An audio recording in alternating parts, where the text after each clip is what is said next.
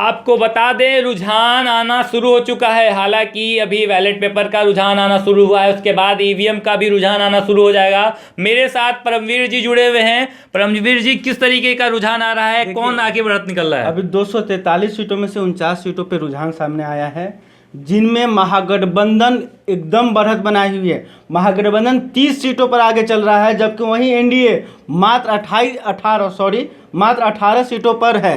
तो समझिएगा अंतर देखिए, एक तरफ एनडीए जहां 18 सीट पर आगे चल रही है, वहीं आरजेडी प्लस यानी कि महागठबंधन 31 सीटों पर आगे चल रही है। वहीं अदर्स यानी जो निर्दलीय हैं वो एक सीट पर बढ़त बनाए हुए हैं। आपको बता दें कि जो महागठबंधन में जो है आरजेडी 16 सीटों पर आगे है, और आपका जो कांग्रेस है वो 18 सीटों पर आगे चल रही है। वहीं क्या इन सब चीजों में जितना रुझान आ रहा है, कहीं ना कहीं तेजस्वी का जो आगे निकल रहा है, क्या लगता है नीतीश कुमार सच में पीछे रह गए हैं? देखिए, MYY का खेला हो गया है। समझ जाइए कि मुस्लिम यादव के साथ वाई एक और जुड़ गया है, वो है यूथ। और तेजस्वी यादव अगर अगले मुख्यमंत्री बनते हैं तो जितने भी तमाम न्यूज चैनलों का एग्जिट पोल था वो सच साबित होगा। और अभी तक जो आंकड़ा यही बता रहा है कि बिहार में महागठबंधन बहुत ही आगे चल रहा है। महागठबंधन 35 सीटों पर आगे चल रहा है, जबकि एनडीए मात्र 18 सीटों पर आगे चल रही है। वहीं अगर आपको हम मुजफ्फरपुर की बात करें तो बोचहा में अभी आरजेडी आगे चल रही है, और महागठबंधन में लेफ्ट जो है, लेफ्ट पार्टी 4 सीटों पर भी बढ़त बनाई हुई है। तो ये जितने भी रुझान हैं वो महागठबंधन के पक्ष में सामने आ रहे हैं। बिहार में 54 सीटों का पहला रुझान सामने आ गया है, जिसमें एनडीए 18 सीटों पर आगे चल रही है। वहीं पर आरजेडी प्लस यानी कि महागठबंधन 35 सीट पर आगे चल रही है। माने का जो अंतर है वो 18 सीट के करीब आसपास है। और आपको तो जिस तरीके से रुझान चल रही है, क्या लगता है जो एग्जिट पोल में दिखाया गया था, जिस तरीके से नतीजे आए थे, क्या वो सच साबित हो गए? सच साबित हो रहा है कि नीतीश कुमार अब की बार पिछड़ते जा रहे हैं। जो 18 सीट है इसमें से 12 पर भाजपा आगे चल रही है, और वहीं पर नीतीश कुमार की पार्टी जेडीयू मात्र 5 सीटों पर आगे चल रही है। तो यह अंतर देखिए, 12 सीट पर भाजपा आगे है, जबकि वहीं जेडीयू मात्र 5 सीट पर है। ये अंतर देखिए, 50% से ज़्यादा का अंतर है। तो और देख रहे हैं कि 50 सीटों का रुझान सामने नजर आ रहा है, जिसपे 37 सीटों पर आरजेडी आगे निकल रही है। खासतौर पे बात करते हैं अगर एनडीए की, तो उनमें 11 सीटों पर वो आगे निकल रहे हैं, जिसमें भी भाजपा नीतीश से ज्यादा आगे निकल रहे हैं। ये परमवीर जी की रिपोर्ट थी। जिस तरीके से परमवीर जी हम लोग के साथ मिले हुए हैं, जुड़े हुए हैं, बार बार बता रहे हैं कि नीतीश का पल्ला बिल्कुल हल्का नजर आ रहा है तेजस्वी के मुकाबले में। जी परमवीर जी, मोतिहारी से भी पहले रुझान सामने आया है। मोतिहारी में आरजेडी आगे चल रही है। तो अब ये देखना होगा कि क्या बिहार का अगला मुख्यमंत्री कौन बनेगा। तो इसलिए हम लोग एकदम नजर बनाए हुए हैं। से सभी जिलों के सदर सीट बीजेपी के खाते में पिछली बार गिरी हुई थी, क्या इस बार लगता है चेंजिंग आएगी? देखिए, पिछली 2015 के चुनाव में अगर भाजपा को सबसे अधिक सीट कहीं पर आया था, वो मोतिहारी और बेतिया 2 डिस्ट्रिक्ट थे जहां पे सबसे ज़्यादा भाजपा ने बढ़त बनाई थी। लेकिन अब की बार जो रुझान है, देखिए रुझान बढ़ता जा रहा है। महागठबंधन का सीट लगातार बढ़ता जा रहा है। महागठबंधन 39 सीटों पर आगे चल गई है, जबकि एनडीए वहीं पर 18 सीटों पर अभी तक लटका हुआ है। तो जो रुझान है, जो अंतर है, फासला है, मुझे बताइएगा कि एनडीए में हमने क्या कर रखा है, हम की कोई सीटों पर दावेदारी अभी नजर आ रही नहीं? अभी तक हम का एक भी सीट नहीं मिला है। एक सीट मिला है, सॉरी, हम अभी एक सीट पर आगे चल रही है। वीआईपी एक भी सीट पर आगे नहीं है।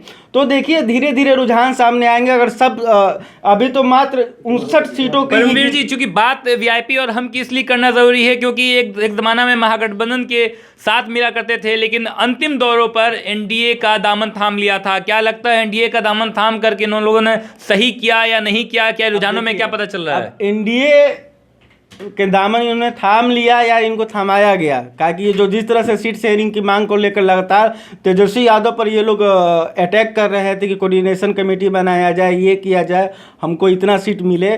और मुख्यमंत्री भी वो लोग नहीं मान रहे थे। जीताराम मांझी हो चाहे उपेंद्र कुशवाहा हो, बार बार तेजस्वी यादव के चेहरे पर सवाल खड़े कर रहे थे, और वो कह रहे थे कि हम कैसे मान लें कि तेजस्वी यादव ही मुख्यमंत्री होंगे। लेकिन कांग्रेस ने ये कहा कि तेजस्वी यादव ही मुख्यमंत्री होंगे। उसके बाद जो अन्य पार्टियां थी, जैसे हम और वीआईपी और आरएलएसपी, ये तीनों लोग अलग हो गए।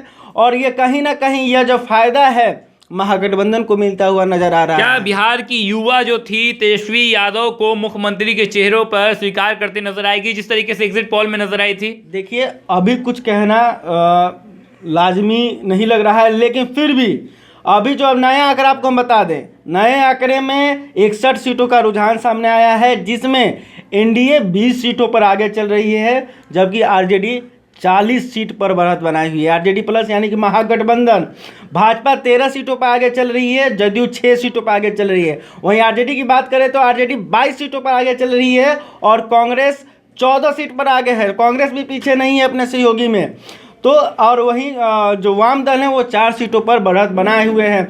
जो अभी तक जो बैलेट पेपर का आंकड़ा है वो महागठबंधन के पक्ष में जा रहा है। ये समझिए, जो बैलेट पेपर जो होता है वो जिस पर भाजपा को ज्यादा यकीन था कि बैलेट पेपर शायद उनके पक्ष में गिरेगा। क्या होता है कि जितने नौकरी करने वाले होते हैं, जितने नौकरी करने वाले हैं, वो लोग वोट देते हैं बैलेट पेपर से, जो चुनाव कार्य में जुड़े हैं। तो ये साफ लग रहा है कि जितने टीचर हैं वो एनडीए से खुश नहीं है, नीतीश कुमार से खुश नहीं है।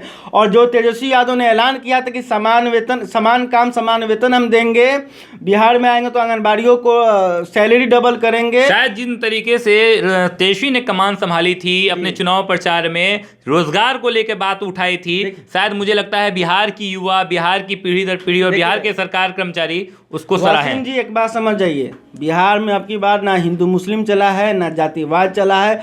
पहली बार बेरोजगार के मुद्दा पर बिहार में वोटिंग हुआ है, जिस तरीके से एग्जिट पोल ने हमें बताया है। बेरोजगार और विकास, वो विपक्ष के लोगों को भी, विपक्ष मतलब जदयू और भाजपा को भी आखिर बात करना पड़ा बेरोजगारी पर। जैसे जिस तरह से तेजस्वी यादव ने बड़ी मुखरता से आवाज़ उठाया बेरोजगारों की, चाहे वो बीपीएससी का मामला हो, चाहे बिहार दरोगा बहाली का मामला हो, चाहे एसएससी का एग्ज़ाम का बात हो, उन्होंने हर समय ये कहा कि जो युवा हैं वो बेरोजगार हैं, उनको समय पर नौकरी देना चाहिए। और इसके लिए उन्होंने 10 लाख का ऐलान भी किया है।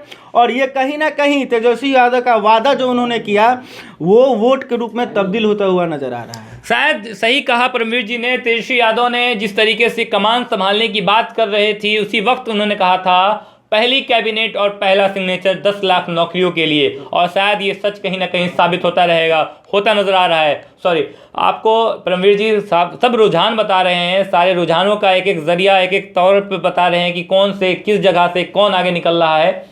फिर भी हम आपको लगातार रुझान और लगातार नतीजे देते रहेंगे।